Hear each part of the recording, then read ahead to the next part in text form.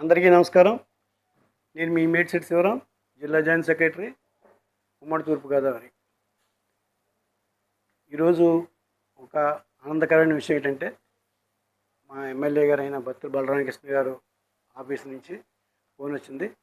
మా యొక్క నిడిగట్ల గ్రామాన్ని ఎలక్షన్లో గ్రామ పంచాయతీకి, ఎంపీటీసీకి కూడా ఎలక్షన్ జరుగుతుందని చెప్పేసి తెలియజేయడం జరిగింది. గత 20 సంవత్సరాల నుంచి ఈ గ్రామంలో ఎలక్షన్ లేకుండా పరిపాలన అనేది నిర్వీర్యంగా ఉండడం ఒకటి. 14, 15, 16 ఫైనాన్షియల్స్ ఏవైతే ఉన్నాయో అవి గ్రామంకి రాకపోవడం వల్ల అభివృద్ధిలో కూడా చాలా వెనుకబడి ఉన్నది ఈ గ్రామం. కాబట్టి ఇప్పుడు అనౌన్స్ చేయడం వల్ల అటు పవన్ కళ్యాణ్ గారు పంచాయతీరాజ్ మినిస్టర్గా ఉండడం వల్ల ఇప్పుడు ఎలక్షన్ జరగడం వల్ల ఈ ఎలక్షన్ జరిగిన ప్రతి గ్రామం కూడా చాలా అభివృద్ధిలో చాలా ముందు ఉంటాయనేది ఒక ఆనందకరమైన విషయం.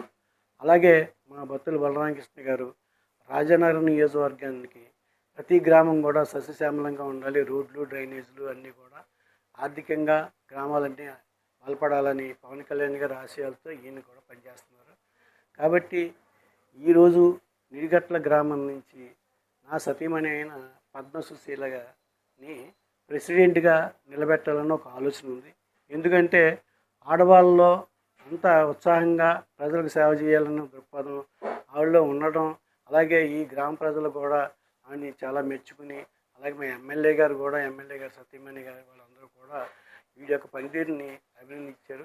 సో అభినందించిన దాని ప్రకారంగా ఆవిడని ప్రెసిడెంట్ చేస్తే ప్రజలకు కూడా మంచి సర్వీస్ అందుతుందని ఆవిడకి వెనకాల సపోర్ట్గా నేను పనిచేస్తానని తెలియజేస్తూ, అలాగే వచ్చే ఎంపీటీసీ జెడ్పీటీసీ ఎలక్షన్లు ఏదైతే ఉన్నాయో ఆ జెడ్పీటీసీ ఎలక్షన్లో జెడ్పీటీసీగా నిలబడడానికి నాకు చాలా ఆలోచన ఉన్నది, నిలబడాలనే ఒక కోరిక ఉన్నది. ఎందుకంటే మా తండ్రి గారు ఒకప్పుడు జెడ్పీటీసీగా ఈ కోరుకొండ మండలంలో నిలబడి ఓటమి పాలయ్యారు. ఓటమి పాలవడానికి రకరకాల కారణాలు ఉండొచ్చు. కానీ ఇప్పుడు మా ఎమ్మెల్యే గారు ఆదేశిస్తే నేను జెడ్పీటీసీగా నిలబడడానికి, అలాగే నాన్నగారి కోరిక ఏదైతే ఉందో అప్పటి కోరిక తీర్చాలన్న ఒక ఆకాంక్ష ఉన్నది. ఆకాంక్ష ప్రకారం ఒక అవకాశం నాకు కల్పిస్తే మాత్రం తప్పకుండా జెడ్పీటీసీగా నిలబడతానని తెలియజేస్తూ అటు పవన్ కళ్యాణ్ గారికి తెలియజేస్తున్నాను, ఇటు మా రాజనగరం నియోజకవర్గ ఎమ్మెల్యే గారు బత్తుల బలరామకృష్ణ గారికి తెలియజేస్తున్నాను. అలాగే ఎన్డీఏ కూటమి వారికి కూడా తెలియజేస్తున్నాను.